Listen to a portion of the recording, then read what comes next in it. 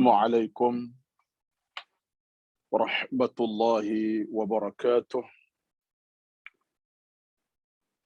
Innal hamdalillah nahmaduhu wa nasta'inuhu wa nastahdihi wa nastaghfiruh wa na'udzu billahi min shururi anfusina wa min sayyiati a'malina. May yahdihillahu fala mudilla lahu wa man yudlil fala hadiya lahu. Asyhadu an la ilaha illallah wahdahu la syarika lahu wa asyhadu anna Muhammadan abduhu wa rasuluh. Rabbana 'alaika tawakkalna wa ilaika anabna wa ilaikal masir. Allahumma ahsin 'aqibatana fil umuri kulliha wa ajirna min khizyid dunya wa 'adzabil akhirah. Allahumma ahsin 'aqibatana fil umuri kulliha wa ajirna min khizyid dunya wa 'adzabil akhirah. اللهم اختم لنا بحسن الخاتمة ولا تختم علينا بسوء الخاتمة. اللهم رب اشرح لي صدري ويسر لي أمري واحلل عقدة من لساني يفقه قولي يا رب العالمين. أما بعد. بسم الله الرحمن الرحيم.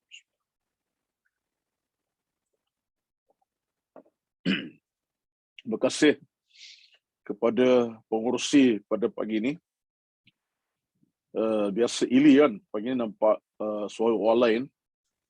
Dan yang dihormati seluruh kehadiran, khasnya kepada dan kuasa pengurusan program Kuliah Duha Wasila. Saya ucapkan tahniah, terima kasih di atas perancangan pengurusan yang mudah-mudahan Allah berkati perjalanannya, pengurusannya, perancangannya, amin ya rabbal alamin. Dan yang dihormati, dikasihi pastinya di kalangan rekan taulan, tuan-tuan dan puan-puan yang bersama dengan program live Zoom live pada pagi ini. Mudah-mudahan Allah Subhanahu wa taala sentiasa mencatatkan pahala yang sentiasa mengalir. Allah mencatatkan keredaan yang sentiasa mulia dan terbaik dalam hidup kita, dan Allah mencatatkan perjalanan hidup kita yang direstuinya, bukan dibencinya, hidup yang diradainya, bukan dimurkainya. Amin ya rabbal alamin. Pertama-tama saya kira kalimah utama saya pada pagi ini ialah ilmu adalah kehidupan kita. Dan hidup ini wajib dengan ilmu. Kalau ilmu tidak ada, hidup ini ibarat kita boleh gambarkan sebuah kenderaan yang nampak kenderaan tapi enjinnya dah tidak ada, tayar pun dah out, dia punya dalamannya pun dah korup, tapi badan tubuhnya masih sebuah kenderaan. Itulah hakikat sebuah kehidupan kita. Hidup nampak tegak, nampak macam, tapi kosong di dalam. Kalau ilmu tidak ada, maka itulah ibarat sebuah kenderaan yang tidak bertayar, yang tidak berenjin dan seumpama. Apa nilai sebuah kenderaan? Nampak cantik di luarnya, di dalam kosong, tidak ada mana. Sebab itu kita kena peringatkan sentiasa supaya cintakan ilmu tetap menebal di jantung hati, dan sentiasa usaha kita untuk bersama ilmu. Dan kata para ulama, al-mudawamatu 'alal 'ilmi, berterusan dengan ilmu. Sikit-sikit, lama-lama jadi gunung, bukan bukit lagi. Sikit-sikit makin bertambah kita punya kefahaman dalam agama. Dia ilmu ni, saya sebut dalam bahasa mudah lah. Kalau saya bercakap itu, saya kata ilmu ni, dia adalah merupakan perkara yang amat berkait dengan hati nurani kita. Sebab tu orang berilmu, hati jadi mulia. Orang berilmu, akhlak makin sempurna. Ilmu tidak ada, akhlak makin meredum, hati makin sakit dan menderita. Itulah makanan kepada hati, ilmu. Minuman pada kehidupan ialah ilmu. Bila ilmu menjadi makan dan minum kepada kehidupan, dia akan menjadikan kita tenang dan faham dalam beragama. Saya kira sepasti mukadimah saya pada pagi ini untuk memotivasikan semua kita yang hadir dalam kesempatan kuliah ini untuk terus kita istiqamah dengan ilmu. Allahumma inna na'udzubika min ilmin la yanfa'. Kita minta Allah jauhkan ilmu tak bermanfaat. Gantinya ilmu yang bermanfaat, ilmu yang membangun, membina hati, membangun pribadi, ilmu yang membina akhlak, ilmu yang membina kita kerja hidup yang bahagia. Amin ya rabbal alamin. Dan Nabi bersabda kepada kita, talabul ilmi faridatun ala kulli muslimin. Betul, ilmu wajib pada setiap orang Islam, perempuan lelaki, kata Nabi SAW. Baik. Dan tajuk kita pada pagi tajuk yang sekira terlalu penting, amat penting dalam banyak-banyak topik dalam buku ini. Tajuk-tajuk yang amat penting sekali, iaitu mati dalam husnul khatimah. Mati dalam husnul khatimah. Tuan-tuan, puan-puan semua, kematian ini hanya dua keadaan sahaja. Tidak tiga, tidak empat. Meninggal seorang manusia hanya dua keadaan, salah satu dua keadaan. Salah satu dan dua keadaan. Sama ada dia meninggal dalam keadaan husnul khatimah, kesudahan yang baik, atau dia meninggal ketika meninggal itu dalam keadaan su'ul khatimah, dalam kesudahan yang tidak baik. Itu sahaja. Tidak mungkin ada kematian yang ketiga. Tak mungkin. Yang ada di hadapan kita ialah kematian yang baik, husnul khatimah, ataupun subhanallahil azim, kita takut hadapinya, su'ul khatimah, kematian yang Allah tidak rela. Itu sahaja. Satulah Nabi SAW angkat satu hadis yang saya kira saya mukadimah awal sikit daripada tajuknya. Dalam hadis daripada Abu Daud radhiyallahu anhu, Nabi bersabda, "Man kana akhiru kalamihi la ilaha illallah dakhala al-jannata." Hadis sahih daripada Abu Daud, termasuk disebutkan Imam Al-Hakim dalam kitab Al-Mustadrak. Nabi kata apa? Siapa di penghujung hidupnya, iaitu ketika matinya, dalam keadaan mengucap kalimah la ilaha illallah, dakhala al-jannah, dia akan masuk syurga, ke dalam syurga tempat tinggalnya. Syurga tempat tinggalnya. Nabi sebut ini dengan jelas dan terang.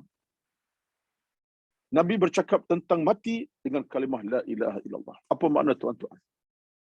Maknanya, Nabi nak ingatkan kita bahawa kematian yang kita kena cari, usahakan dapatkan ialah di penghujungnya berada dalam hati jantung kita. La ilaha illallah, tiada Tuhan melainkan Allah yang aku sembah. Tuhan yang Maha Agung. Kerana itulah kita punya tiket kita untuk mendapat nikmat alam barzakh, nikmat alam kubur, nikmat kebahagiaan di alam mahsyar, dan nikmat kemuncaknya adalah syurga menanti. Kalau tidak kerana kalimah la ilaha illallah, bermakna kita mati kadang tidak beriman. Sebab kalimah la ilaha tidak ada dalam hidup kita. Ini merupakan satu kenyataan penting yang kita kena fahami. Jadi saya nak tugaskan di awal ini, mati hanya dua keadaan saja. Sama ada mati dalam su'ul khatimah ataupun mati dalam su'ul khatimah. Yang kita nak cakap sekarang ialah mati dalam husnul khatimah. Baik, tuan-tuan, puan-puan semua. Alam kematian adalah kemuncak penghujungnya sebuah kehidupan. Alam kematian adalah kemuncak penghujungnya sebuah kehidupan. Benar dan benar sama sekali. Bila kematian datang, urusan kehidupan selesai. Tamat. Selesai pada ketika itu. Arti bila mata tutup rapat, mulut tak lagi berbicara, telinga tak lagi mendengar, mata tak lagi melihat, kaki tak lagi melangkah, nafsu syahwat sudah pun diangkat daripada kita. Ketika itu yang ada ialah sebatang tubuh yang kejang kaku yang menanti untuk diuruskan, untuk ditanam ke dalam tanah buat selama-lamanya. Kematian kemuncak perju kepada sebuah kehidupan. Batu kata para ulama, saya dah sebut acap kali, kata para ulama, kematian memutuskan semua urusan kehidupan kita. Kematian memutuskan semua urusan kehidupan kita. Dan selepas kematian, urusan kita adalah urusan menerima keputusan Allah Azza wa Jalla. Masa hidup urusan kita, urusan beramal, urusan beribadat, urusan berharta, urusan berkeluarga, urusan beranak pinak, urusan bersama ahli keluarga. Dengan rakan itu urusan dunia. Harta, pakaian, minuman, makan rumah, kediaman, keluarga. Itu dia. Bila kematian datang, tutup sebuah urusan kehidupan. Yang ada ialah urusan pembalasan. Yang ada ialah selepas kematian, urusan pembalasan. Dan bila berlaku pembalasan, di alam kubur lagi. Pembalasan berlaku setelah kita dikuburkan, datanglah pembalasan. Ketika itu, kubur boleh bercahaya, kerana yang mati itu orang beriman, husnul khatimah, ataupun kubur yang gelap gulita, merhimpit si mati sampai patah tulang belulang. Kenapa? Si mati kufur kepada Allah ketika meninggalnya, ataupun ketika meninggal tak bertobat kepada Allah Azza wa Jalla. Dia berdosa kepada Allah. Tengok tuan-tuan. Jadi ini merupakan konteks yang kita kena faham, bukan untuk menakutkan, tapi untuk menginsafkan. Bukan untuk menakutkan tidak, tapi untuk menyadarkan. Supaya kita faham bahawa alam kematian kemuncak kepada sebuah kehidupan. Apa pun nikmat kehidupan kita nikmati. Kesenangan, keselesaan, ketenangan, kedamaian, kekayaan sekalipun, bila mati, semuanya diambil Allah Azza wa Jalla. Yang tinggal ialah pembalasan yaumul jaza, hari pembalasan.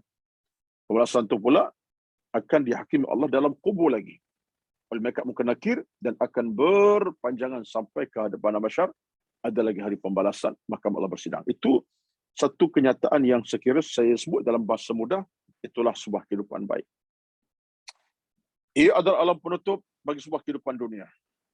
Alam kematian dia sebut alam penutup. Alam juga. Ya. Alam kematian, satu alam yang baru. Suatu sebagai alam. Ini pandangan daripada Al-Imam Ibn Qayyim sebenarnya. Saya terjemah daripada Ibn Qayyim. Dia kata, alam kematian adalah penutup sebuah kehidupan dunia. Kematian satu alam. Satu kehidupan yang baru, yang ia akan dihadapi oleh si mati. Ia akan hadapi. Sebab itu dia makan alam.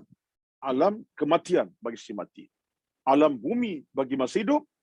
Alam kematian bagi si mati. Alam masyar untuk dibangkitkan kembali. Tuan-tuan faham? Alam hidup bagi untuk kita hidup. Alam kematian bagi si mati. Alam masyar untuk dibangkitkan semula. Sebab alam masyar ni alam kita bangkit kembali. Semua kita akan menghadap Allah di alam masyar. Jadi alam berada 3 4 lah. Alam kehidupan, alam kematian, masuklah alam dinamakan masyar. Hari perhimpunan Allah Azza wa Jalla baik. Menurut Al-Imam Abu Laith ini siapa tuan-tuan? Seorang tokoh besar dalam bidang tasawuf. Nama penuhnya Abu Laith As-Samarqandi. Tuliskan di situ, siapa yang ada buku, ada catatan, tak ada buku tak apa, dalam catatan buku tulis kat situ, Abu Laith As-Samarqandi. Orang yang banyak bercakap tentang ilmu tasawuf dan ilmu pembaikian diri. Ilmu membaiki diri kita, ilmu tasawuf. As-Samarqandi. Kata Abu Laith As-Samarqandi, apabila tiba alam kematian, maka ia menunjukkan telah berlaku sebuah perpindahan yang abadi menuju kepada Tuhan Maha Pencipta, iaitu Allah Azza wa Jalla. Kata Samarqandi, bila tiba alam kematian, ia menunjukkan telah berlaku sebuah perpindahan yang abadi. Saya terasa sebab saya terjemah, tuan-tuan. Saya terjemah daripada kata-kata ulama, dan saya terjemah dengan perkataan yang begitu berkesan dan terkesan. Sebab dia tu asal tulisan al-intiqal min darin ila darin. Berpindah satu alam ke alam yang berpindah. Al-intiqal, perpindahan. Yang itu saya terkesan sebab saya terjemah daripada asal Arab. Memang itulah makna perpindahan. Daripada alam dunia kepada alam abadi. Perpindahan. Bila perpindahan itu tuan-tuan, kita boleh bayanglah. Kita berpindah daripada satu rumah yang lama, rumah yang baru. Biasa kita berpindah ni kenapa sebenarnya? Tolong tanya diri masing-masing. Biasanya normal berpindah ni. Normal berpindah kenapa? Sebab mencari keselesaan, betul tak? Normal berpindah untuk keselesaan. Dulu kita diami sebuah rumah yang keluasannya sekian-sekian. Sempitlah, 20 kali 60 contoh. Rumah, toilet berkongsi. 2 toilet penghuni 10 orang. Bilik tak kemas, bilik tak luas. Contohnya, kita tak boleh rumah ni. Sekarang rezeki tak ada. Rezeki Allah beri, Masya Allah. Kita berpindah kediaman baru. Pasti kediaman baru itu lebih besar. Biasa normal macam tu. Mungkin toilet tak berkongsi lagi. Kawasan rumah pun bukan lagi 20-60, mungkin 70-80. Banglo, contohnya. Arti kita berpindah untuk keselesaan. Menyelesaikan kita daripada kediaman sempit kepada yang lebih luas. Lokasi yang tak sesuai, lokasi bersesuai. Itu biasa kan? Perpindahan. Bayangkan sekarang ini, kita berpindah daripada alam bumi ke alam akhirat. Boleh tak kita merasakan bahawa kita berpindah ke alam yang lebih menyelesaikan kita? Kita berpindah ke alam lebih membahagia kita. Ini yang payah kita nak rasai. Kalau rumah tadi kita nampak, daripada rumah sempit, rumah yang baru lebih luas. Selesa. Tapi tuan-tuan, sepatutnya dah perpindahan alam bumi kepada alam abadi, kita lebih selesa sepatutnya. Tapi tidak semua orang dapat macam itu. Maka, apa yang menyebab kita selesa berpindah tadi? Kerana kita mati dalam husnul khatimah. Kalau kita meninggal dunia dalam keadaan husnul khatimah, makna perpindahan kita ke tempat yang lebih selesa. Sebab apa? Sebab kita akan berada lokasi yang baru yang penuh kenikmatan. Walaupun alam kubur, tapi kubur macam syurga.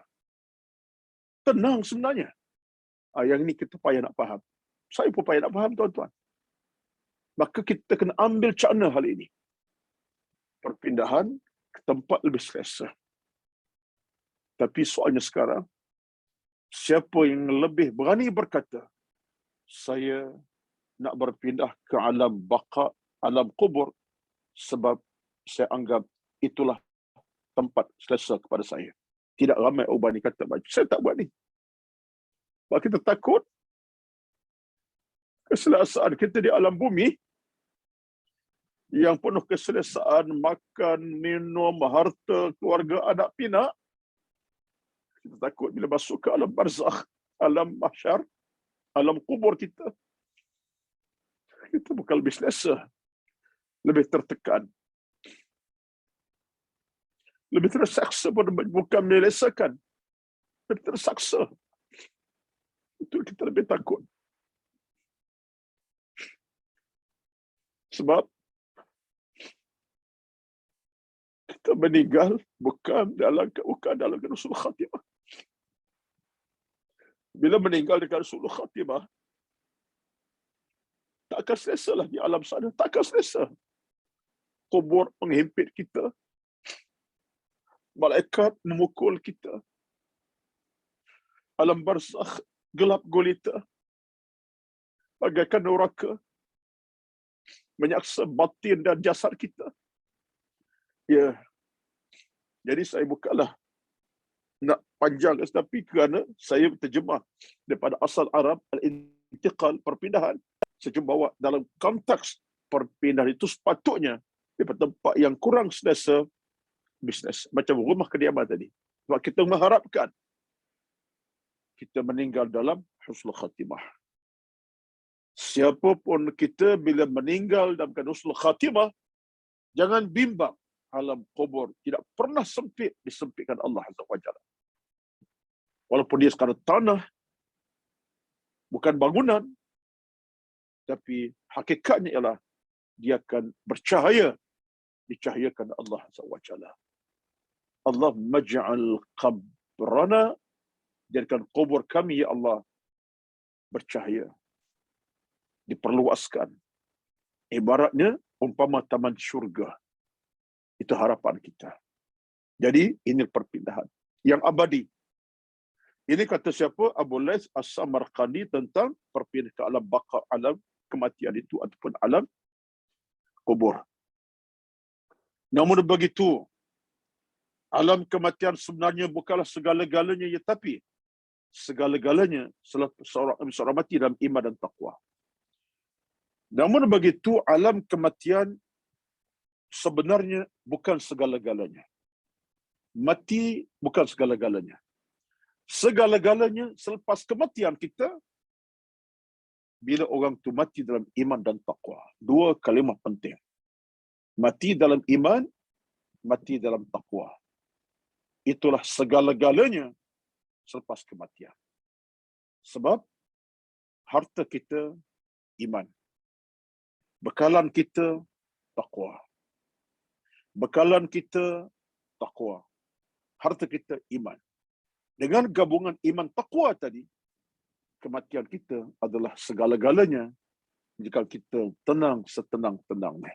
Kematian yang direstui, yang diradai oleh Allah Azza wa Jalla. Maka tuan-tuan, bekalan kita ketika mati adalah iman dan taqwa. Iman dan taqwa dengan makna mudahnya, meninggal dalam sul khatimah. Iman bertapak di dada, di hati, taqwa bersemadi dalam kehidupan. Bila mati macam tu, segala-galanya dipermudahkan Allah Azza wa Jalla. Perjalanan pada alam barzakh sampai masyarakat tak ada masalah. Yang ada ialah ketenangan demi ketenangan sehingga Allah permudahkan lorong untuk ke syurga bila tiba masanya nanti. Tak ada di sana penyaksaan yang menakutkan lagi. Kegembiraan tu ada di alam kubur sampai alam masyarakat, tak apa. Ini bagi orang yang mati dalam khatimah. Jadi sebab itulah kita nak kena cuba dapatkan merit utama dalam hidup ini melalui husnul khatimah. Itu merit utama kita dalam hidup ini, melalui husnul khatimah. Sudah yang baik. Mati dalam khatimah adalah cita-cita dan harapan utama setiap orang yang beriman kepada Allah Azza wa Jalla. Mati dalam khatimah adalah cita-cita dan harapan utama bagi setiap orang yang beriman kepada Allah Azza wa Jalla. Tengok tuan-tuan, semua perkataan satu ni tuan-tuan, demi Allah saya kata daripada catatan para ahli ulama. Saya baca setengah sebuah rumusan, terjemah daripada apa mereka sebutkan. Mati dalam sul khatimah adalah cita-cita dan harapan utama bagi setiap orang yang beriman kepada Allah Azza wa Jalla. Maknanya, kita mesti ada cita macam tu. Cita-cita kita pada tuan-tuan untuk mati dalam sul khatimah. Harapan kita untuk dimatikan dalam sul khatimah. Hasrat kita untuk mati dalam keadaan Allah sayang, kasih cinta kepada kita. Kena ada. Macam mana kita nak adakan rasa cinta, rasa cinta dalam hidup kita? Antara dengan doa kepada Allah Azza wa Jalla. Kita nak bangun cita rasa dengan doa kepada Allah. Maksudnya, doa adalah laluan kepada cita-cita ni. Doakanlah. Siang, malam, pagi, petang. Allah makhtim lana bihusnil khatimati wala takhtim alaina bisu'il khatimah. Doa para ulama, ini bukan doa Nabi ya, tapi doa para ulama yang cetuskan doa ini dan menjadi bacaan kita semua sampai kiamat insya-Allah. Tak apa, ini doa para ulama. Ya Allah, matikan aku, tutupkan urusanku dengan tutupan yang baik, sul khatimah. Jangan kau tutup hidupku dengan tutupan yang buruk. Itu sul khatimah. Rayuan kepada Allah Azza wa Jalla. Minta. Ada doa yang lain. So, ada satu hadis yang lain daripada Imam Ahmad, Nabi ajar kita untuk minta penutup hidup dengan baik. Daripada Imam Ahmad bin Hanbal, Nabi pernah bersabda dalam bentuk doa dan sahabat mendengarnya. Kata Nabi, Allahumma ahsin aqibatana fil umuri kulliha wa ajirna min khizyid dunya wa azabil akhirati. Doa ini ada dalam kitab hadis Abu Daud radhiyallahu anhu. Satu bentuk doa yang Nabi sebut dengan terang pada Allah untuk harapannya apa dia tadi? Cita-cita dan harapan untuk beriman dan meninggal sebagai orang Muslim pada Allah Azza wa Jalla. Maka doa ini bagi saya, tuan-tuan, doa yang perlu kita angkat dalam kehidupan kita malam siang. Di samping tadilah, Allah makhtim lana bihusnil khatimah wa la takhtim alaina bisu'il khatimah. Doakanlah. Ini doa para ulama. Tegasnya doa ini doa yang menarik, mudah difahami dan minta pada Allah. Tak ada masalah. Tapi satu doa lain pada Nabi SAW, doa Nabi ini ada salah satu Nabi sebut apa? Allahumma ahsin aqibatana fil umuri kulliha. Ya Allah, perelokkan kesudahan kami dalam semua urusan hidup kami. Tengok tuan-tuan. Nak minta Allah perelok kesudahan hidup ini dalam semua perkara. Tentang ilmu, tentang harta, makan, minum, tentang apa saja. Elokkan ya Allah. Wa ajirna, dan jauhkan kami min khizyid dunya, daripada kehinaan dunia, wa azabil akhirah, dan kehinaan hari akhirat ataupun azab hari akhirat. Maka doa ini cantik sekali.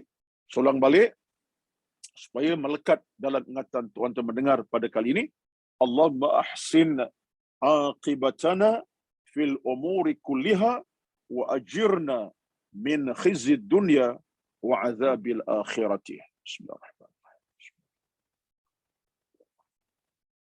Maksudnya, ya Allah, perelokkanlah kesudahan kami ini dengan hal yang baik-baik, elok-elok, dan jauhkan kami daripada kehinaan dunia dan azab hari akhirat yang menakutkan kami. Tengok tuan-tuan. Jadi doa ini penting sebagai trust kita untuk mohon pada Allah tadi. Cita-cita harapan kita untuk mati sebagai orang beriman dalam konteks kematian orang yang Allah redha sul khatimah. Nampak tuan-tuan? Baik. Tolong buat catatan dan tolong dapatkan doa ini insya-Allah di dalam apa cara sekalipun. Allahumma ahsin aqibatana fil umuri kulliha wa ajirna min khizyid dunya wa adzabil akhirah. Baik. Dalam perbincangan ringkas ini, kita hanya bicara ringkas tuan-tuan, minta maaf saya dalam buku ini banyak saya ringkaskan bacaannya atau penulisannya. Dalam perbincangan ringkas ini akan dinyatakan hanya beberapa tanda utama. Tanda tuan-tuan, tanda utama tu bukan tanda-tanda yang lain. Tanda-tanda utama. Mana lepas utama banyak yang lain. Banyak dalam yang lain, daripada yang lain. Dalam perbincangan ringkas kali ini akan dinyatakan hanya beberapa tanda utama seorang itu mati dalam sul khatimah. Kita boleh kata insya-Allah dia meninggal sebagai seorang Muslim dalam keadaan sul khatimah. Sebab ada hujah-hujah di sini. Contohnya, pertama, dua, tiga sebab dalam perbincangan kitab ini. Ringkas juga ni, tak detail. Maknanya, orang yang meninggal, sebab-sebab tadi kita boleh sebut dalam hati kita, Masya Allah, bagusnya dia, ya rezeki dia meninggal malam Jumaat. Meninggal tengah bersalat, meninggal tengah berwuduk, meninggal sebagai seorang muazzin Bilal Masjid Suwa. Contohnya, ada tanda utama, dia sedang buat amal salah, meninggal dunia tiba-tiba. Allahu Akbar. Tuan-tuan sekalian, pada kita bila mendengar berita, bahkan membaca berita orang meninggal tengah beribadat, meninggal ketika sedang baca Quran, meninggal kita sedang tunggu sembahyang berjemaah subuh, meninggal tengah sujud dalam solat duha, meninggal tengah belajar ilmu, dan sebagainya. Tuan-tuan, puan-puan, rezeki ini Allah tak pernah beri semua orang, tuan-tuan. Tapi Allah beri pada hamba yang terpilih. Ada faktor tertentu Allah pilih dia meninggal dalam suasana amalnya macam itu. Seorang muazzin saya pernah dengar dan pernah ketahui, laporan sampai kepada saya, berita sampai kepada saya, tengah azan, Allahu Akbar, tiba-tiba lembik, jatuh, pengsan, tak ada sejam, meninggal dunia. Apa rahsia anda boleh meninggal begitu? Ada orang sedang baca Quran. Bila ayat Quran, tiba-tiba sampai satu ayat tertentu, lebah dan jatuh meninggal dunia. Ada orang tengah ceramah. Muqaddimah, alhamdulillah, tak sampai pun amul muqaddimah, habis muqaddimah, jatuh terkulai di kaki kursi ceramah. Meninggal. Ni ada 3 sahabat kita dalam tempoh beberapa tahun ni meninggal atas kursi penceramah. Subhanallah, tuan-tuan. Waktu Nabi bersabda, ada hadis sebut tentang orang macam ni, Nabi kata apa? Man 'asha 'ala syai'in mata 'alaihi. Man 'asha 'ala syai'in mata 'alaihi. Siapa hidupnya buat satu benda yang terbaik, boleh jadi dia akan mati atas apa dia kerjakan.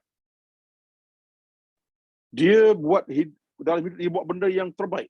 Contoh tadilah baca Quran, tak tinggal di masjid baca Quran, balik baca Quran.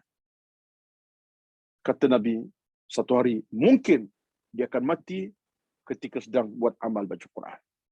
Baru baca 2 surah, 1 surah, pengsan, meninggal dunia. Quran di dada. Contohnya, Nabi sebut orang yang buat satu benda konsisten, dia boleh meninggal dalam keadaan tersebut. Kita tak tahu di mana kita, tuan-tuan.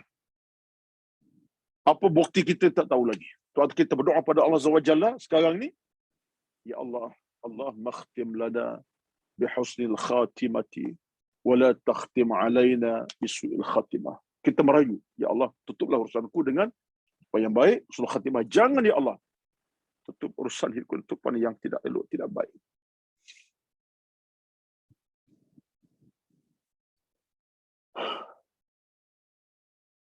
Tuan-tuan ya,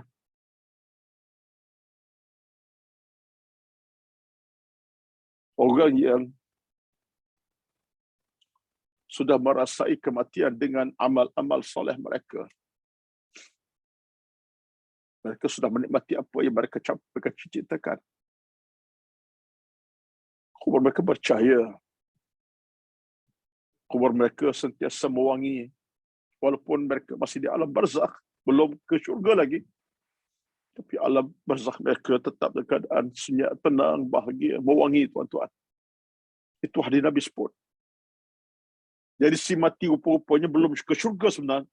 Dia menikmati alam barzakh, tenang setenang. Seolah syurga bagi dia. Belum syurga sebenarnya. Soal saya ialah, kita nak tidak situasi macam ni? Tentu jawapannya pasti orang boleh berkata, ya Allah, kami rindukan kematian seperti itu. Kami rindukan, ya Allah. Jadi kesimpulannya ialah, cita-cita dan harapan untuk mati dalam beriman dan mati khatimah kena ada dalam hidup kita ini. Kena ada.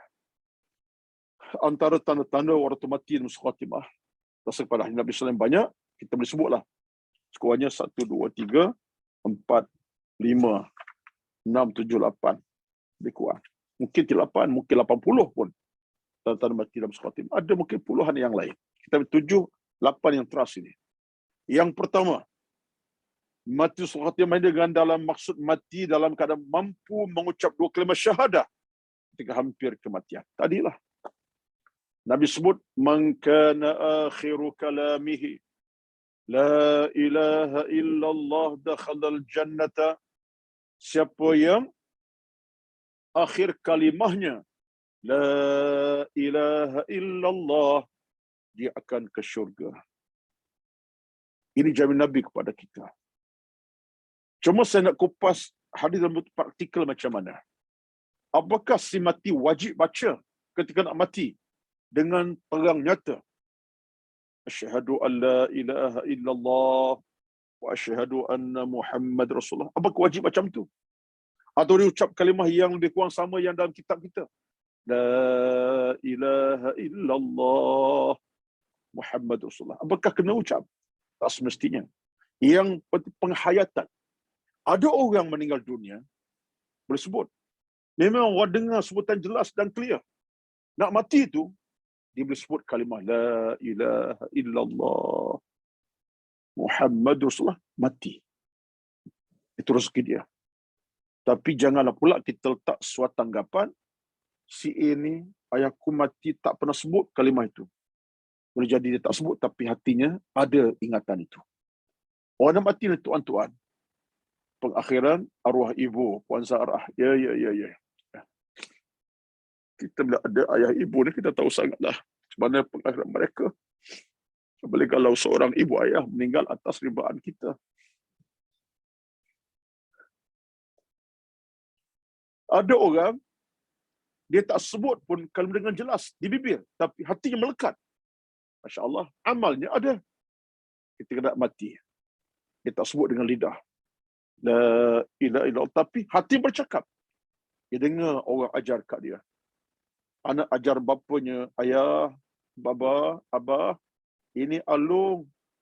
Alung nak baca syahadah, abah tolong ingat, tolong pegang, tolong faham, abah. Tolong baca, ikut saya, abah. Kita baca. La ilaha illallah Muhammadun Rasulullah. Mungkin dia tak sebut pun. Tapi insya-Allah amalnya baik selama dia hidup, melekat dalam hatinya kalimah itu. Dia akan dengar, dia akan sebut dalam bentuk niat. Alhamdulillah. Yang penting usaha kena ada. Saya tak bercakap orang mati, kita.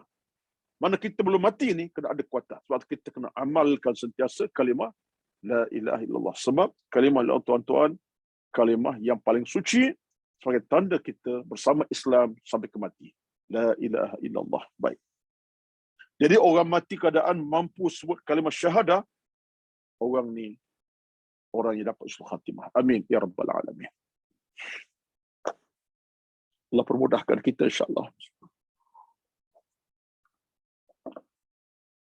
Tuan-tuan sekalian, antara tanda meninggal dalam husnul khatimah ini ialah mati pada malam Jumaat atau siang harinya. Meninggal pada malam Jumaat atau siang hari. Makna kalau kita ambil malam Jumaat, bulan bila? Maghrib.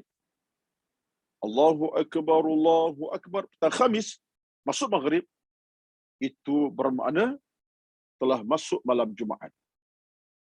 Sampai bila malam Jumaat? Sampai asarnya. Sampai lepas asar. Mana belum Maghrib besok. Itu tempoh hari Jumaat. Siapa yang meninggal dalam tempoh itu, disebutkan Nabi, dia meninggal dalam keadaan husnul khatimah, azab kubur ringankan baginya. Hadis Nabi sebut, tiada seorang Muslim yang mati pada hari Jumaat atau malamnya, melainkan Allah akan pelihara pada fitnah kubur. Maksudnya apa? Allah akan ringankan azab kubur baginya. Kalau ada kesilapan sekalipun, Allah ringankan azabnya.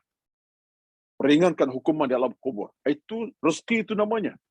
Kita masih bertuhankan Allah. Kita meninggal dunia, Allah tak pernah putus daripada kita. Allah. Ingat Allah malam siang. InsyaAllah kita boleh meninggal dalam sana. Allah redha. Kalau tidak malam Jumaat, insyaAllah. Malam biasa Allah redha, pergi meninggal malam Jumaat. Baik. Tapi pilihan kita tidak ada lah. Kita bolehlah kata, ya Allah, aku nak mati yang Jumaat. Tak boleh mati. Tak boleh.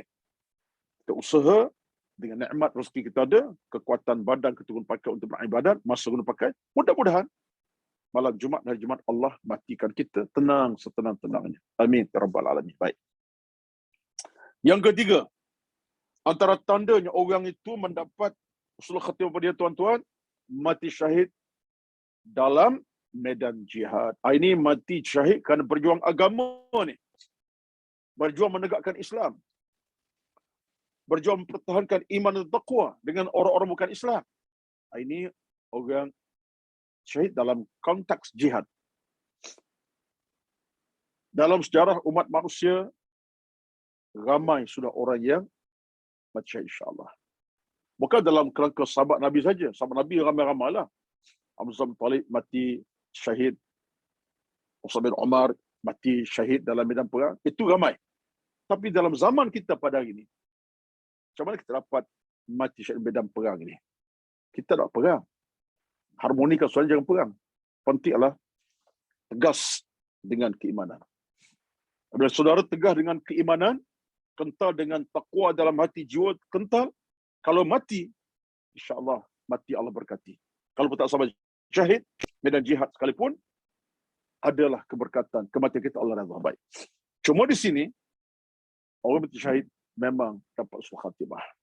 Atau orang mati syahid, tuan-tuan, ada nilai harga paling besar sekali. Sampai Nabi kata, siapa mati syahid, maka jalan ke syurga Allah buka seluas-luasnya sebesar 8 pintu syurga yang lain. Yang orang mati syahid, tuan-tuan, Allah buka pintu syurga seluas-luasnya lebih besar daripada 8 pintu syurga. Maksudnya Allah tak ada pintu masuk ke syurga dengan mudah. Betul orang mati syahid ini dalam hukum fiqhnya tak dikafan dengan baju itulah. Baju syahid dengan darah-darah dikafankan terus, disolatkan terus tanpa dimandikan, tanpa terus. Ini harta besar mati syahid, tuan-tuan. Atau orang syahid ini dianggap dapat husnul khatimah. Amin ya rabbal alamin. Ayat ini sekadar satu catatan untuk tuan baca bagaimana nilai orang bersyahid dalam medan jihad sebagai orang yang mendapat rahmat redha Allah Azza wa Jalla. Ada satu riwayat yang lain, muka surat 64 tu, dia sekarang dia tertera di phone, ataupun di IP, tuan-tuan, di apa ni, komputer ke, tertera tulisan yang tertera itu. Dalam sebuah riwayat disebutkan bahawa Nabi pernah bersabda, kata Nabi sallallahu alaihi wasallam, bagi orang yang syahid itu ada 6 perkara yang akan dapat. Allahu akbar. Ini jaminan daripada Allah sendiri ni, tuan-tuan. Dalam hadis daripada Imam Tirmizi, Imam Ahmad radhiyallahu anhuma. Rekodkan Imam Tirmizi, Muhammad sekaligus daripada satu bab tentang kematian orang mati syahid. Bagi orang mati syahid, kita tengok Allah akan beri 6 perkara baginya. Diampunkan dosanya pada saudara pertama. Orang ni berdosa, dosa ada. Dosa ada manusia. Dosa mesti ada. Ketika dia mati syahid, semua darah pertama itu kerana pedang ke, kerana tikaman ke, darah itu akan membasmi, menutup segala kesalahan selama ini. Tengok, tuan-tuan. Seolah-olahnya darah pertama boleh membasuh semua dosa-dosa kita ini. Allahu akbar. Tak tahulah kita, tuan-tuan, ya, apalah nilai yang kita dapat daripada, minta maaf, daripada kematian kita. Kita hari ini pun kalaulah dimati Allah dalam iman pun dah cukup dah.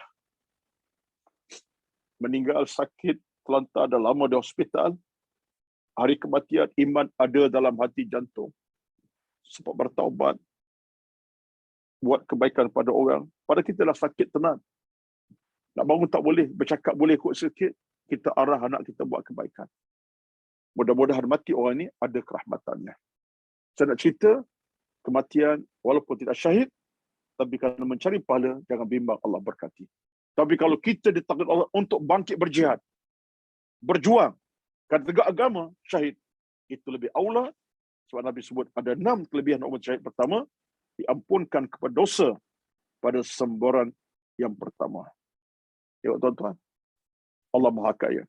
Yang kedua, diperlihatkan tempatnya dalam syurga. Ahli syurga, orang mati syahid, tuan-tuan, mati saja, dia nampak tempat dalam syurga yang penuh kenikmatan. Hakadha maq'aduka, ini tempat kamu. Mati saja dia, Allah gambarkan ini syurga kamu. Allahu akbar, tuan-tuan. Syurga yang paling besar, istimewa. Kata ikut Adab Salam, syurga yang paling indah untuk mati syahid. Mereka bergembira. Kemudian diperlihatkannya dalam syurga, tempat syurga. Kemudian dilepaskan pada fitnah kubur. Ujian kubur Allah ringankan, bukan tak ada ujian kubur. Persoalan kubur Allah ringankan bagi mati syahid ini. Berada dalam keadaan iman ketika hari kiamat. Kiamat berlaku, mereka bangkit semula, tenang mereka. Iman mereka kerana masyahid itu menjadi mereka lebih tenang. Tak berserabut, tak terpekik melolong, tak ada. Yang berserabut orang-orang kufur. Yang pekik melolong orang-orang tak beriman. Kita yang mati syahid tadi, kata Nabi, tenang-tenangnya. Bahagia sebahagia-bahagianya. Kemudian, dihiaskan dengan perhiasan iman. Ada taj, ada mahkota di mana dipakaikan atas nama iman kepada Allah Azza wa Jalla. Kemudiannya, dikahwinkan dengan bidadari syurga Allah Azza wa Jalla. Allah Maha Kaya, apa ceritanya? Allah Maha Kaya, itu kenyataan. Allah kahwinkan dengan ahli syurga, dengan bidadari syurga, wallahu alam. Ini isu ada dibincang ulama, saya nak bincang panjanglah. Dan terakhirnya ialah dapat memberi syafaat kepada 70 ahli keluarganya yang terdekat. Tuan-tuan, ini harga sebuah kematian syahid lah tuan-tuan. Allah beri pintu kerahmatan secara begitu rupa 6 kali ini. Terakhirnya kata Nabi SAW, syafaat boleh beri untuk 70 ahli keluarganya. Bayangkan yang abang syahid, dia boleh kumpul adik-beradiknya, ahli keluarga 70 orang untuk disyafaatkan. Maknanya, diringan beban daripada masyarakat. Syafaat dengan ringan beban ke syurga akhirnya. Tuan-tuan, bayangkanlah anak-anak kita yang mungkin masa berjuang kerana agama, meninggal syahid. Sebenarnya tidak perlu kita nak risaukan kematiannya. Macam Al-Khansa radhiyallahu anha lah. Al-Khansa ada 4 anak lelaki. Tak ada anak perempuan. Al-Khansa radhiyallahu anha. Tokoh penting dalam sejarah peradaban manusia. Dibawa dalam cerita yang tertentu tentang kehebatan ketukuhan Al-Khansa radhiyallahu anha. Zaman Umar ni, zaman Umar. Pada dia hidup zaman Umar. Bila Al-Khansa ada 4 lelaki, anak lelaki. Bila Umar isytiharkan perang jihad, dihantar 4 anak. Kamu kena pergi perang. Jangan duduk kat rumah contohnya. Pergi anaknya, mentaati perintah ibu. Ini anak yang taat pada ibu. Dia faham ibu yang ada agama, ada ilmu, suruh saya dia akan buat. 4 pergi perang. Satu hari berlaku perang besar.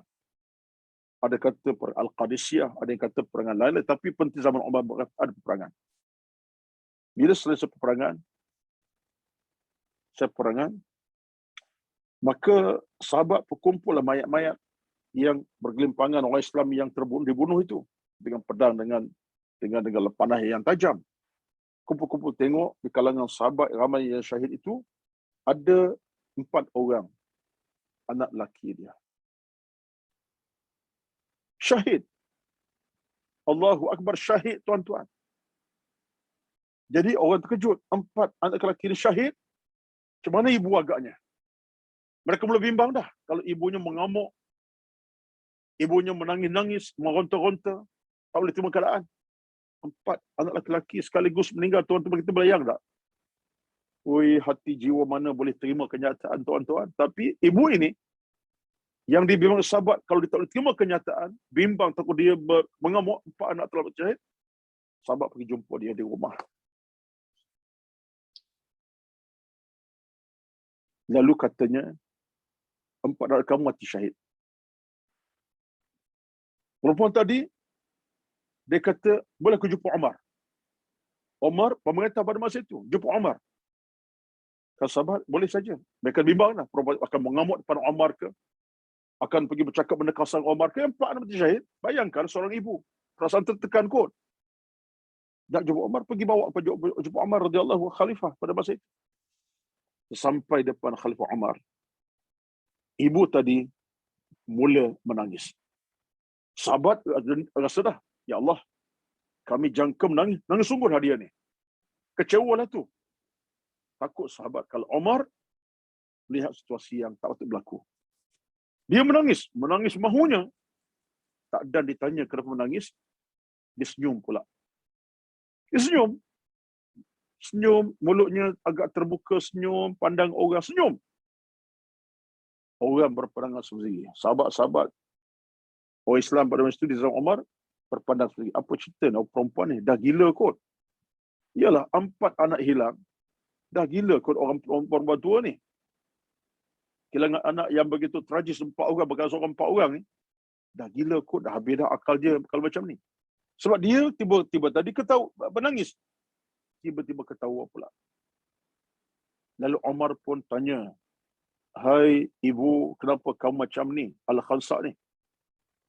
Apa cerita kamu Al-Khansa macam ni, menangis dan gembira? Kamu sakit ke ni?" Apa dia kata? "Khalifah, saya menangis sebab saya tak ada anak lagi untuk serah kepada jihad.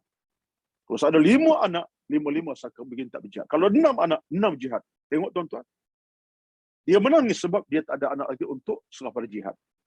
Kecewa kerana anaknya dah tak ada untuk jihad. Menangis kerana tu bukan kerana sedih. Menangis kegembiraan. Habis kamu tadi ketawa kenapa? Kenapa ketawa? Apa dia kata? Khalsa kata, "Saya ketawa sebab anak-anak saya sedang menuju ke syurga Allah Azza wa Jalla." Allahu Akbar, tuan-tuan. Saya ketawa sebab gembira anak-anak saya sedang melangkah kaki ke syurga Allah untuk hidup ni dalam suasana tenang bahagia selama-lamanya. Kerana mati syahid. Jadi arti dia menangis sebabnya syar'i, suka ketawa pun ada sebab syar'i. Tengok tu, ini Al-Khansa radhiyallahu anhu. Si orang mukminah kental. Di mana Khansa kita sekarang ni? Di mana Al-Khansa dalam kediaman kita? Mana Al-Khansa di rumah kita? Mana Al-Khansanya, tuan-tuan? Kita dah kehilangan Al-Khansa hari ini, tuan-tuan. Yang ada nama, sekian-sekian lah. Ya. Kita harap nama-nama itu akan menjadi Al-Khansa kedua. Cekal hati, cekal iman, dan kalau mati dalam surah khatimah. Amin. Itu cerita tentang kelebihan orang mati syahid. Baik, yang seterusnya. Antara tanda utama mati syahid, mati surah khatimah itu kata para ulama ialah mati dalam keadaan peluh memercik di dahi. Mana mati keadaan peluh dahinya ada. Basah dahinya. Ini berdasar hadis Nabi daripada Baridah Ibnu Qasib, kata Nabi sabda, mati orang beriman dengan percikan peluh dahi.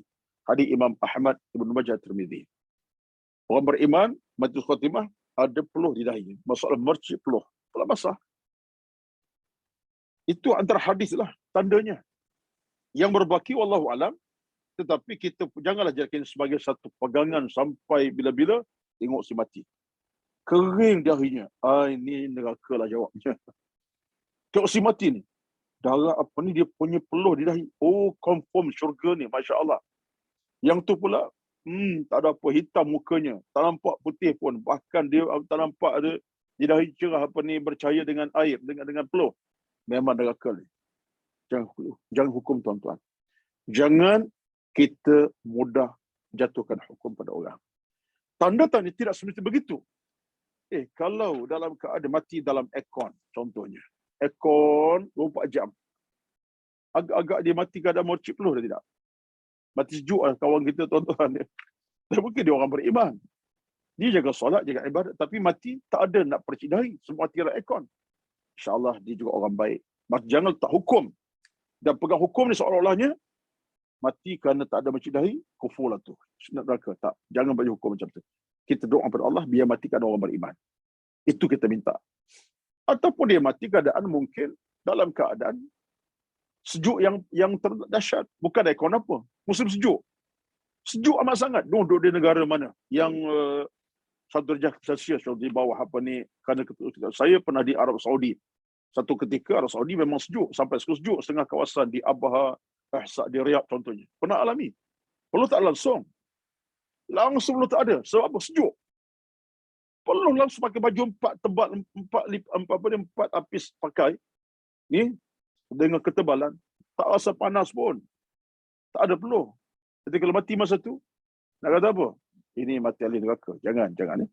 Yang penting Allah usahakanlah untuk mati dalam kalangan ahli-ahli syurga.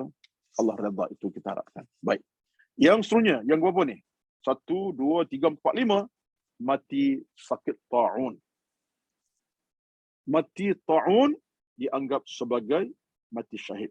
Hadis daripada Bukhari jelas, ta'un ialah syahid kepada setiap orang Islam, iaitu mati kerana ditimpa olehnya. Mati ta'un.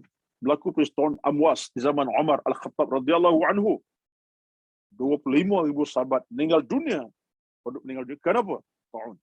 Kata ulama, berdasar di Nabi SAW, mereka meninggal syahid. syahid akhirat. Syahid akhirat. Hal ini tuan-tuan bersabit dengan kita sekarang ini. Mati COVID-19. Maka secara mudahnya ulama kita sebut mati seketuan itu pada zamannya, zaman kita yang terhampir ialah mati sakit COVID-19. Orang ini pun dapat syahid kepada Allah Azza wa Jalla dan matinya husnul khatimah, insya-Allah. Siapa pun dia. Allah uji dengan penyakit yang berbahaya, tahapnya dia mati, insya-Allah kita boleh anggap dia mati dalam husnul khatimah. Siapa pun dia, ibadatnya kurang macam mana, Allah Maha Kaya. Ada tak beribadat pun, kaki maksiat, Allah Maha Kaya. Yang penting ialah kematian kerana COVID-19 dianggap syahid akhirat. Syahid akhirat, mana mati husnul khatimah. Wallahu alam. Ini antara pandangan yang dibawakan para ulama, khasnya dalam suasana kematian kerana COVID-19 sekarang ini. Semalam saya tengok report semalam dah 31,000 kematian dalam negeri kita. Semenjak daripada 2018 Mac sehingga semalam kematian 31,400 berapa tak ingat ya. Maknanya mereka yang gugur itu mereka dapat husnul khatimah, masya-Allah. Yang berbaki kepada kita adalah doakanlah, ya Allah, rakan-rakanku yang mati syahid, yang mati kerana COVID-19, terlantar kemudian meninggal dunia, baik lelaki perempuan, jadi mereka sebagai orang yang kau redai, ya Allah. Kita doa pada Allah untuk Allah redai mereka dengan syurga dipermudahkan, urusan pada masyarakat dipermudahkan, hisab dipermudahkan. Kita doa pada Allah Azza wa Jalla. Tak rugi tuan-tuan. Boleh jadi doa kita balik. Kita juga Allah berkati dengan amal soleh. Mati kita dengan amal soleh. Maknanya, ulangan doa bukan untuk orang saja, untuk kita sama.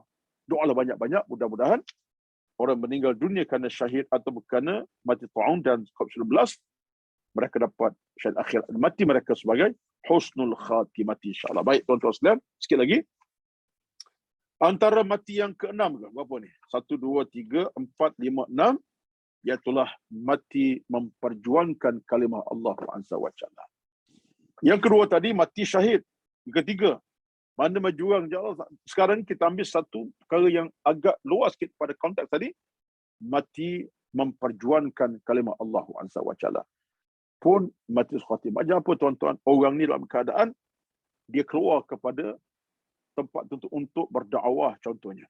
Dia bukan pergi perang. Yang tadi mati syahid dah perang kan? Mati syahid kerana perang. Ketiga tadi. Yang ini mati kerana berjuang untuk kalimah Allah Azza wa Jalla. Dia keluar daripada kampung halaman, berdakwah, ajak orang kepada kebaikan, pahala, tolak dosa, perkenalkan ilmu agama, duduk dengan orang ramai untuk fahamkan ilmu. Tiba-tiba dia sakit, mengejut, meninggal. Ini pun masuk dalam orang yang meninggal husnul khatimah. Sebab dia punya dakwah itu berjalan. Cuma dia kemudian diuji Allah sakit, meninggal. Tapi kesan dakwahnya berjalan. Dia Islamkan orang. Contohnya lah. Ini di antara maksud orang yang mati memperjuangkan kalimah Allah Azza wa Jalla. Tenaga waktunya untuk agama. Dakwah. Dia meninggal. Ketika itu, dia disebut sebagai mati dalam husnul khatimah. Mati yang baik. Allah punya keredaan diberi kepada dia. Sebab apa? Kamu berjuang untuk agama. Walaupun tak angkat perang senjata, angkat pena saja pun berjuang. Angkat mulut cakap, itu satu perjuangan. Sebab kita ni tuan-tuan, untuk yang sini ni, yang ke-6 ni, ataupun yang ke-berapa ni, 1, 2, 3, 4, 5, 6 ni, tuan-tuan sekalian, ini untuk kita semua ni. Mati memperjuangkan kalimah Allah, maksudnya kalimah Tuhan apa dia? Allahu Akbar. Alhamdulillah, itu kita perjuangkan. Kalimah Allah berjuangkan. Ini semua hak kita. Tak ada seorang pun boleh diabaikan. So Allah sedia untuk beri kita kerahmatan dengan amal soleh. Walaupun kecil amal soleh, tapi kita buat. Kita meninggal tengah buat amal soleh. Jangan bimbang, kita dapat husnul khatimah pada Allah Azza wa Jalla. Baik. Kemudian yang ke berapa tu? Mati kerana mempertahankan hartanya yang dirampas. Ini masalah orang yang kena bunuh ketika disamun. Berlakunya kes rompakan rumah, contohnya rompakan di kedai. Dia ditikam oleh penjenayah. Diketuk kepala oleh penjenayah sampai pecah kepala, mati, meninggal dunia mengejut. Dilempar oleh penjenayah sampai keluar pada bangunan, kemudian mati. Kenapa? Pertahankan harta bendanya. Penjenayah datang untuk ambil hartanya. 100%. Hak dia. Pertahankan. Orang matikan ditikam, contohnya. Orang itu mati kerana harta bendanya dianggap sebagai mati dalam sul khatimah. Ini mungkin jarang berlaku, tapi hari ini dah mula berlaku. Anak-anak tak dapat anak-anak muda tak dapat daripada mak ayah duit ringgit, akhirnya ayah diterajang, mak dipukul, dihentak dengan tangan dan kaki contohnya. Berlaku dah, berlaku. Dalam paper berapa yang lepas dengan bapa tiri. Ini pun satu komen jugalah ya. Bila seorang manusia hilang agama, hilang maruah, iman dan tahu akidah dan bentuknya, dia tergamak nak hukum orang yang pernah bela dia. Kalau ibu yang pernah lahirkan besarkan dia, dihentak dengan batu, dia sepak dengan kaki, dia hentak dengan berbagai cara sampai orang tu patah, mati pun ada. Tak tahu kata apalah tuan-tuan ya. Orang macam ni di mana seksaannya? Saya dah pergi agak jauh sikit, bukan apa ni. Nak sebut kepada tuan-tuan, jangan jauh macam itulah. Kita balik kepada prospek kita bila meninggalkan harta kita dirampas dipertahankan, orang ni jangan bimbang dia mati kerana harta benda dipertahankan ke hak dia, maka dia akan mati syahid. Seorang ayah dihampak kepala oleh anaknya sendiri, disepak terajang, pecah kepala. Dia pertahankan diri daripada seksaan, daripada diseksa oleh anaknya. InsyaAllah dia mati tu ada nilai disebut sebagai khatimah. Sebab dia pertahankan diri dia. Harta sekali. Faham tuan-tuan ya? Baik, yang seterusnya, yang terakhir pada pagi ni, mati ketika beramal. Ini pun kita punya. Sebab itulah yang keenam, ketujuh, mati harta. Perjuangan kalimah Allah tadi. Masuk terakhir ni, mati amal salah. Ialah mati kita semua. Maksud kita semua ada keluasan masa untuk dapat yang ini. Mati ketika beramal salah. Tu mati tengah sembahyang duha. Mati tengah sujud dalam salat. Mati tengah berjalan ke masjid. Contohnya, amal soleh lah tu. Orang macam ni, mati dalam keadaan amal soleh dilakukan, maka syurga menantinya, dia anggap mati dalam sul khatimah. Perbincangan di atas sekadar memaparkan beberapa keadaan yang membolehkan itu mati, maksud mencapai mati khatimah, yang pastinya akan digolongkan ke dalam kelompok mereka beriman, dan kesudahannya, mati akan kepada syurga Allah SWT. Wajah maha indah, maha mulia. Jadi yang penting tuan-tuan, sul khatimah adalah suatu nikmat rezeki yang paling besar kepada orang meninggal dunia. Allah saja mengetahui tentangnya. Maka di penghujung saya nak tambah sikit lagi. Dalam masa ini terakhir, sabar sekejap. Apakah sebab utama kita capai sul khatimah? Di samping yang tadi, 1, 2, 3, 1, berapa tadi? 1, 2, 3, 4, 5, 6, 7, 8 itu. Satu sikit lagi. Untuk mencapai sul khatimah ini, untuk mendapat sul khatimah pertama, kita tambah sekali lagi ialah istiqamah dalam beramal. Istiqamah dalam beramal. Seterusnya, kita berbaik sangka dengan Allah Azza wa Jalla. Ada sangkaan baik dengan Tuhan. Sangka dengan Allah sangka baik. Seterusnya, bertakwa pada Allah Azza wa Jalla. Jaga takwa. Yang seterusnya ialah banyakkan taubat pada Allah. Banyakkan taubat, istighfar. Yang seterusnya ialah ingat bahawa mati akan datang tiba-tiba. Ingati mati akan datang tiba-tiba. Alangkah hinanya aku kalau aku mati tiba-tiba tak sebab beramal. Rasa macam tu. Maka kita bila ingat mati tiba-tiba datang, kita akan ada persiapan. Itulah sekadar pertemuan kita pada pagi ini dalam tajuk yang berbunyi mati dalam sul khatimah.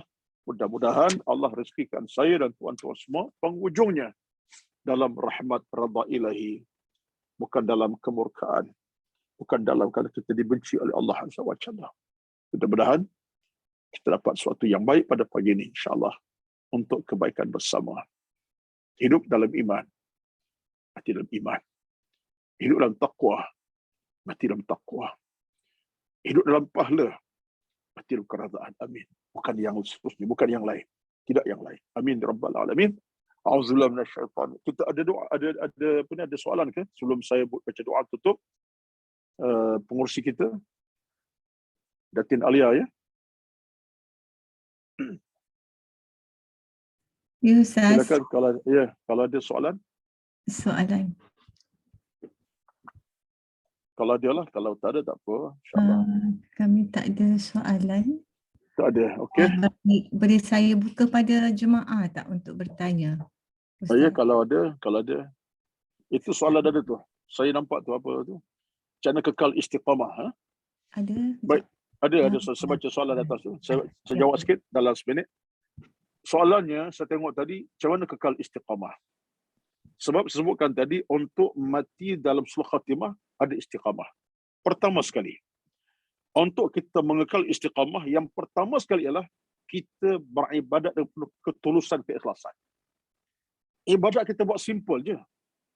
Kita bagi derma, bukan sampai 100, sen, RM1, tapi dengan penuh keikhlasan. Ya Allah, aku nak bagi derma 100, aku tak mampu, ya Allah. Aku mampu RM1. Bukan 100, aku hanya mampu, ya Allah, untuk beri sekadar katalah RM5 saja. 100 tak ada, tapi aku boleh mampu RM5 untuk tabung anak yatim. Tunaikan istiqamah dengan keikhlasan. Tiap kali RM5, tiap kali RM5, penting ialah kita ada keikhlasan. Itu istiqamah kita. Yang kedua ialah kita buat ibadat dengan penuh keinsafan, Allah akan terima ibadat kita. Jangan ada prasangka dengan Tuhan. Tak tahulah Allah terima tak terima aku. Jangan ada. Buatlah dengan penuh keinsafan, Allah akan terima kita. Kekurangan ada. Tapi kita tahu dalam kurang kita ada kekuatan. Kita nak perbetulkan. Yang kedua, nakkan istiqamah tuan-tuan, kita banyakkan doa kepada Allah SWT. Ia miliki hati kita, Allah bukan kita. Allah miliki kita keseluruhan, bukan hati kita bahkan seluruhnya. Minta kepada Allah, ya Allah, aku nak kekal dalam beramal, ya Allah, aku ni manusia yang lemah, aku ni hina, ya Allah, kau tolong, ya Allah. Merayu pada Allah. Minta. Doa itu senjata utama tuan-tuan. Nak kekal dalam beriman, kekal dalam kebaikan, jauh pada keburukan, doalah kepada Allah SWT. Doa, minta istiqamah. Merayulah merayu. Dengan air mata tumpah pada Allah SWT. Yang keempat, kekal istiqamah dalam kita beribadat, pasti ada orang-orang yang boleh membantu kita bawa kita ke jalan kehidupan yang baik dan bahagia. Siapa tuan-tuan? Kawan yang salihah. Bagi mukminah, kawan yang salihah. Mukmin, kawan yang salih. Kawan-kawan yang baik-baik. Ini kita bersama dalam wasilah ini. Kawan yang baik-baik, insya-Allah. Kawan yang boleh ajak kita, jom kita datang mengaji, jom kita dengar kuliah, jom kita dengar Zoom, kita masuk dalam Zoom live, walaupun tak lama sejam saja, jom. Kawan-kawan macam ni akan mengkal istiqamah. Sebab kawan yang salah, disebutkan ulama, musahabatu salih, kita bersama orang baik-baik. Pasti tuan-tuan. Tapi kalau sahabat kita orang jahat, kita maaf orang tak elok akhlaknya, musnah kita. Rosak amal kita. Tapi kawan baik insya-Allah membantu untuk kita dapat motivasi mengekal kita untuk istiqamah. Itu nampaklah cara ringkas daripada apa soalan saya terbaca tadi. Wallahu a'lam. Betul nah? InsyaAllah. Ustaz, terima kasih. Ustaz, saya nak tanya pula. Saya ada soalan. Macam kalau kita bersedekah, kalau hari-hari kita macam Ustaz cakap tadi, kalau tak ada banyak pun, sikit pun jadilah kan. Jadi kalau kita kumpul-kumpul duit untuk, tapi kita tak hulur lagi, kita kumpul dulu. Kira tapi dengan niat sedekah. Boleh ke Ustaz? Dia begini. Sebaik-baik amalan segerakan. Badiru bil a'mali salih. Nabi kata segerakan amal soleh. Artinya, kalau kita nak sedekah, berikan pada masanya. Maksud segera dalam bentuk segera, sikit-sikit lah. Banyak-banyak lah. Hari ini mampu RM5, RM5. Esok rezeki kita ada, mampu 500. Sebab bagi kita berakadar mengumpul, itu soal kita menanggung amalan kita. Menanggung amalan, kita tak tahu bila kita mati, kita sakit, kita demam, kita ada kerumitan, kepayah, kita tak tahu. Besok kita harap nak menyumbang. Agak besok ada ke tidak? Mungkin tak ada, sakit, demam contohnya. Jadi dalam agama ni, segera. Awalkan amalan walaupun tak banyak, segerakan. Kita tak mampu nak berzikir 1000 kali. 10 kali. Astaghfirullah, astagfirullah. Buat segera. Jadi bagi saya, agama sentiasa ajak kita untuk segera beramal. Nampak cantik dah apa yang disebutkan tadi. Kumpul duit untuk derma, katalah target bulan depan. Kita tak tahu. Hari besok kita ada ke tidak ada. Demam ke tidak, kita sakit ke tidak. Di mana kita ada. Batulah, kesegaran itu penting. Sekadarnya, sikit ke banyak, segera. Baik dalam tasbih, tahmid, termasuk sedekah derma. Seharian kita buat, itu terbaik. Mana setiap hari. Batulah saya sebut sentiasa. Contohnya kalau kita pagi-pagi, Mulakan sedekah subuh. Setiap hari. Hari ini mungkin RM1, besok RM2, lusa mungkin RM10. Tengok keadaan kita. Yang penting Allah tak tengok kuantiti. Allah tengok kualiti kita. Kualiti iman kita ada ke tidak? Buat berterusan. Jangan tangguh-tangguhkan walaupun nampak elok, tapi penangguh itu kadang-kadang membebankan kita. Wallahu a'lam. Okey. Boleh berdoa? Silakan Ustaz. Terima kasih Ustaz. Okey. Kita doa insya-Allah penutup bicara pada pagi ini. Bismillahirrahmanirrahim. Alhamdulillahi rabbil alamin. Wassalatu wassalamu ala sayyidina Muhammad wa ala alihi wa sahbihi ajma'in. Allahumma inna nas'aluka ridha'aka wal jannah wa na'udzu bika min sakhatika wan nar.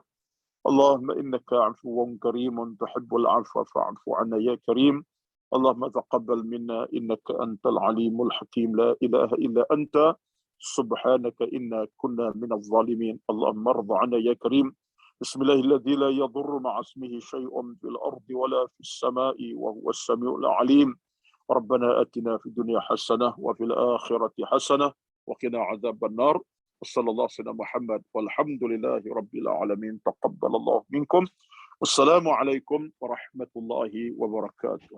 Waalaikumsalam warahmatullahi wabarakatuh.